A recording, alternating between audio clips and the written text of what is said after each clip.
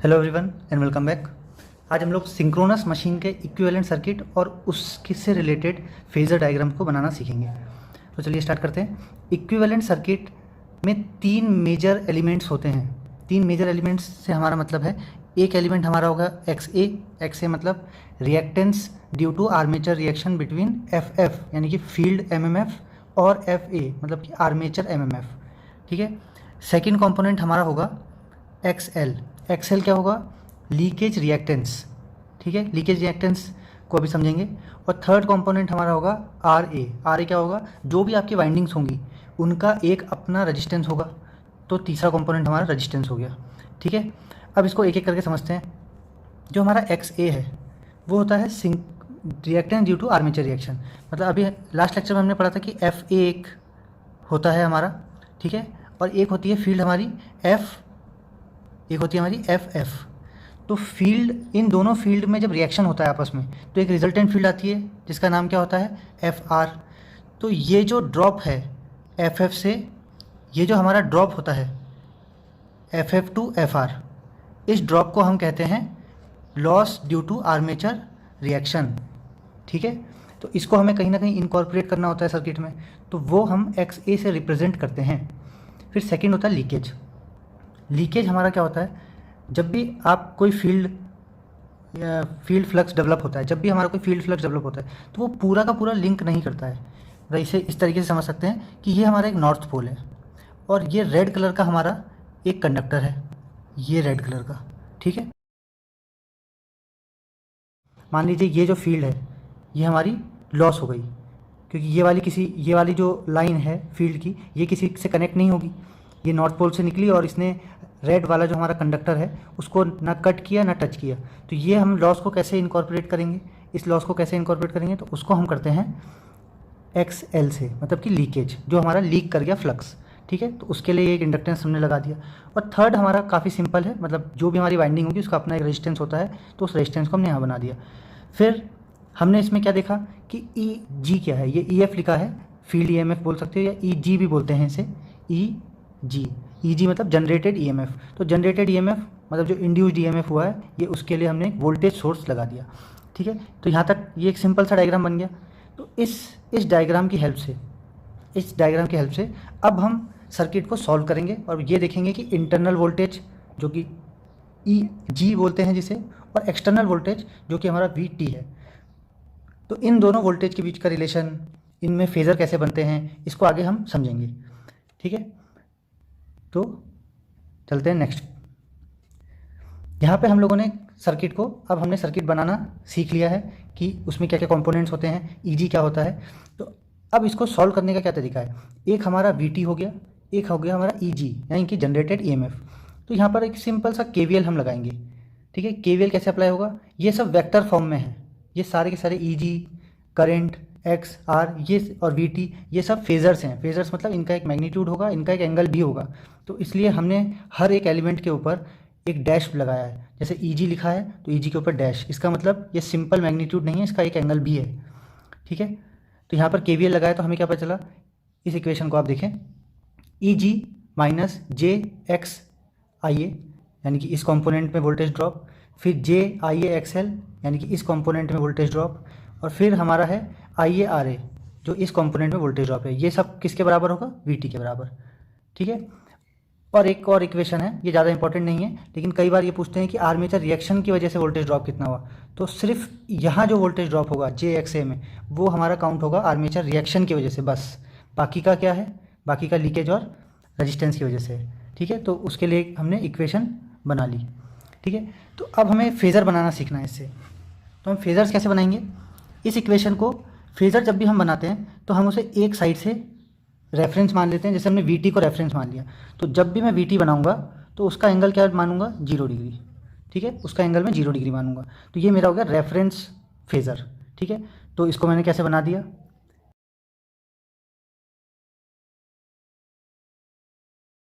तो इसको सिंपल यहाँ पर ये ब्लू लाइन से बना दिया वी टी। ठीक है, अब इक्वेशन को लेते हैं और इक्वेशन से चलना शुरू करते हैं। ठीक है, तो वी टी तो आ गया है, वी टी में अब हमें क्या ऐड करना है? आई ए आर ए। ठीक है, तो आई ए आर ए को ऐसे ऐड किया करंट की डायरेक्शन में, करंट तो लैगिंग था, ये लैगिंग करंट है, ठीक है। तो करंट को लैगिंग कितना करा हमने, 5 एंगल से, ये हमारा 5 एंगल से हमने लैगिंग किया उसे, ठीक है। तो इसी के साथ आइए आ रहे यहाँ आया, ठीक है। उसके बाद जो बाकी के कंपोनेंट हैं, ये वाला कंपोनेंट और ये वाला कंपोनेंट, उनके साथ में आप देख रहे होंगे जे लगा है। तो जे एक ऑपरेटर होता है जिसका मतलब होता है कि 90 डिग्री लीड कर रहा है चीज़ वो। तो 90 डिग्री लीड किससे करेगा, वो अपने आई ए फेजर से लीड करेगा। तो इसे हमने आई ए की हिसाब से 90 डिग्री लीड करा दिया। इसको अगर सेपरेट बनाऊँ, मान लीजिए आई ए ये है, ये हमारा आई ए है, तो आई ए एक्स ए के साथ जे लगा है तो वो इससे 90 डिग्री लीड करेगा, ठीक है। तो ये हो गया हमारा आई ए एक्स ए, ठीक है। तो ये 90 डिग्री का एंगल बन गया, ठीक है। तो इसको हमने बना दिया, एक बनाया आई ए एक्स ए, एक बनाया आई ए एक्स ए और दूसरा बनाया आई ए एक्स एल, ठीक है। और ये तीनों फेज़र मिलके क्या बन रहे हैं, V T plus I A X A plus I A X L plus I A R A, ये चारों मिलके क्या बन गए, ई जी। तो ये हमारा ई जी का फेज़र बन गया, ठीक है। अब एंगल्स जो बहुत इंपॉर्टेंट एंगल्स हैं वो क्या है कि जो ई जी यानी कि जनरेटेड ई एम एफ और टर्मिनल वोल्टेज के बीच में जो एंगल होता है उसे हम बोलते हैं डेल्टा। डेल्टा मतलब पावर एंगल, ठीक है। और वोल्टेज और करंट के बीच में जो एंगल होता है वो हम उसे बोलते हैं फाई। फाई मतलब कि पावर फैक्टर एंगल, ठीक है। ये फाई हो गया, ठीक। यहाँ तक बात हम समझ गए। तो अब हम नेक्स्ट फिगर पे चलते हैं। अगर लीडिंग करंट होगा तो फिर फेज़र कैसे बनेगा। तो फेज़र बनाने के लिए मैंने आपको क्या बोला, सबसे पहले आप रेफरेंस फेज़र बनाते हैं। रेफरेंस मतलब, मैं इसे लास्ट वाले डायग्राम से चलते हैं। हमेशा फेज़र बनाना एक साइड से शुरू करते हैं, फिर उसमें वोल्टेजेस ऐड करते चलते हैं और हमें लास्ट वोल्टेज मिल जाता है, ठीक है। इस बात को समझना और अगला डायग्राम पे ध्यान देना आप। तो यहाँ पर सबसे पहले हमने क्या बनाया, रेफरेंस फेज़र। रेफरेंस फेज़र क्या है, वी टी एंगल 0, ठीक है। तो इसको बनाया, कहाँ पर बनाया, ये है हमारा रेफरेंस फेज़र वी टी, ठीक है। अब रेफरेंस फेज़र बन चुका है तो उसमें हम ऐड करना स्टार्ट करेंगे। तो सबसे पहले उन्होंने क्या ऐड किया, जे आई ए एक्स ए। तो आई ए एक्स ए तो सिंपल एक मैग्नीट्यूड है, लेकिन क्योंकि उसमें जे लग गया तो वो 90 डिग्री लीड करेगा, किससे, आई ए से। तो ये मैंने 90 डिग्री लीड करा दिया, ठीक है। उसके बाद क्या है, आई ए आर ए, ठीक है। आई ए आर ए पे ये जे नहीं होगा, ये गलत है। तो आई ए आर ए तो आई ए की डायरेक्शन में ही होगा क्योंकि उसमें ना तो कोई एंगल है, ठीक है। तो वो आई ए की डायरेक्शन में है, सिंपल। फिर तीसरा हमारा है आई ए एक्स एल, लीकेज की वजह से वहाँ पे फिर से जे ऑपरेटर लगाए तो वो फिर 90 डिग्री लीड करेगा, ठीक है। इसको अगर हम दूसरे कलर से बनाएं, ये हो गया हमारा आई ए एक्स ए। अब इन तीनों फेज़र की जो टिप है उसको जब हम ऐड करेंगे तो वो हमारा क्या बनेगा, ई जी, ठीक है। इसको एक बार अच्छे से इस डायग्राम में देख लीजिए। तो हमने इसमें क्या देखा, एक बनाया वी टी, फिर जे आई ए एक्स ए, फिर आई ए आर ए, फिर जे एक्सएल। तो जहाँ जहाँ पे जे आ रहा है वहाँ पे 90 डिग्री लीड करा रहे हैं हम, और जहाँ पे सिंपल आई ए आर ए है वहाँ पे करंट की डायरेक्शन में ही फेज़र को ले जा रहे हैं, ठीक है। करंट की डायरेक्शन अगर ऐसे है तो आई ए आर ए की डायरेक्शन, तो आई ए आर ए की डायरेक्शन भी उसी की डायरेक्शन में रहेगी, ठीक है। अब ये तो हो गया थोड़ा कॉम्प्लिकेटेड फेज़र। अब इसको थोड़ा सिंप्लीफाई करके देखते हैं। सिंप्लीफाई करने के लिए हम लोगों ने क्या देखा कि अगर जो हमारा एक्स ए होता है यानी कि आर्मेचर रिएक्शन की वजह से, प्लस जो हमारा एक्स लीकेज होता है वो बराबर होता है एक्स एस, जिसे हम बोलते हैं सिंक्रोनस रिएक्टेंस। तो अगर दोनों इंडक्टेंस को जोड़ दो तो एक इंडक्टेंस बनाया जा सकता है जिसे सिंक्रोनस रिएक्टेंस कहेंगे, ठीक है। तो यहाँ पे हमने उसे लिख दिया, ठीक है। और आर ए जो हमारा सिंक्रोनस मशीन में होता है वो बहुत ही कम होता है या बहुत ही उसकी कम वैल्यू होती है, तो उसको हम नेगलेक्ट कर देते हैं। तो अगर इन दोनों चीज़ को हम सर्किट में इन्वॉल्व कर लें तो सर्किट हमारा ये बन जाएगा, सिंपल सा सर्किट ये, ठीक है। तो इस सिंपल सर्किट में क्या है, एक तो हमारा ई जी है, एक हमारा ई जी है, एक हमारा सिंक्रोनस रिएक्टेंस है, और हमने आर ए नेगलेक्ट कर दिया। तो अब यहाँ पर अगर के वी एल इक्वेशन आप लगाएंगे तो वो के वी एल इक्वेशन कैसी आएगी, वो बहुत ही सिंपल इक्वेशन होगी, और वो इक्वेशन ये है कि E G is equal to V angle 0, क्योंकि रेफरेंस फेज़र है, किसी न किसी फेज़र से तो आपको स्टार्ट करना ही पड़ेगा फेज़र बनाना। तो एक रेफरेंस फेज़र, तो वो हो गया we T 0 plus J I A X S 0। तो चलिए अब स्टार्ट करते हैं फेज़र बनाना, जो सिंपल फेज़र्स हैं इन सब कंडीशंस के बाद। तो उसको स्टार्ट करने के लिए सबसे पहले एक वी टी फेज़र बनाया, वी टी, ठीक है। तो सबसे पहले हमने वी टी फेज़र बनाया, ठीक है, ये हो गया आपका वी टी। ठीक है। फिर वीटी फेज़र के साथ हमने क्या कहा कि हम लैगिंग करंट के लिए बनाएंगे या लैगिंग लोड के लिए हम फेज़र बनाएंगे। तो लैगिंग लोड के लिए ये आइए हमने लैग करा दिया, ठीक है। किस एंगल से लैग कराया? फाई एंगल से लैग कर रहा है वो, ठीक है। तो वीटी में हमें क्या ऐड करना है? वीटी में हमें ऐड करना है जे आई ए एक्स एस। तो आई ए और एक्स एस जो हमारा है वो तो मैग्नीट्यूड है, लेकिन एंगल उसका क्या है? उसका एंगल है जे। तो मतलब वो किसी पर्टिकुलर एंगल से लीड करेगा। वो जे की जे क्या होता है? 90 डिग्री होता है। जे का मतलब होता है प्लस 90 डिग्री। तो ये प्लस 90 डिग्री से लीड करा गया। इसे और अच्छे समझने के लिए दोबारा से आइए बना लेते हैं। मान लीजिए ये आपका आइए है, ठीक है। तो आपका इससे 90 डिग्री लीड कराना है, तो इससे 90 डिग्री लीड क्या होगा? आई ए एक्स एस, ठीक है। और ये आपका हो गया कितने डिग्री? 90 डिग्री, ठीक है। तो ये आपका सिंपल सा एक फेज़र बन गया, ओके। अब इसी सिंपल सर्किट पे, क्योंकि अब एक सिंपल सर्किट हमारे पास आ गया है, तो अब हम लीडिंग यूनिटी पावर फैक्टर पे भी बना के देख लेते हैं।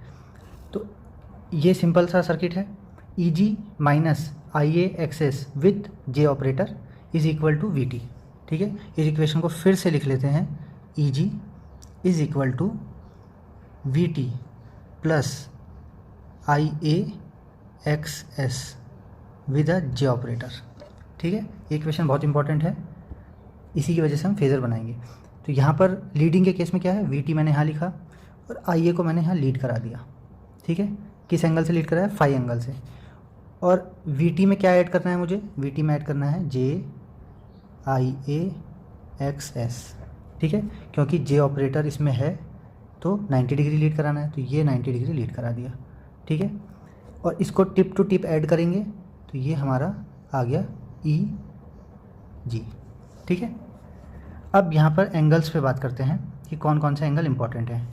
तो ई जी का एंगल होता है डेल्टा, ठीक है, और वी का एंगल होता है 0।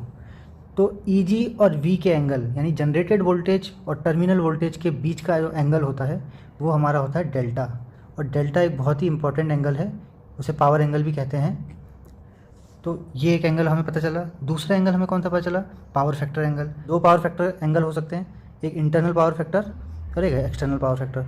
तो अगर वी टी एंड आई ए का एंगल को क्या बोलेंगे? फाई, ठीक है। और ई जी एंड आई ए के एंगल को क्या बोलेंगे? थीटा। तो ये हो गया आपका एक्सटर्नल पावर फैक्टर और ये हो गया आपका इंटरनल पावर फैक्टर, ठीक है।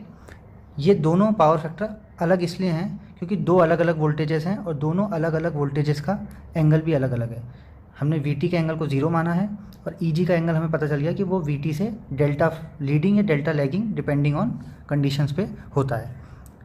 So thank you for watching and please share the video. Thank you.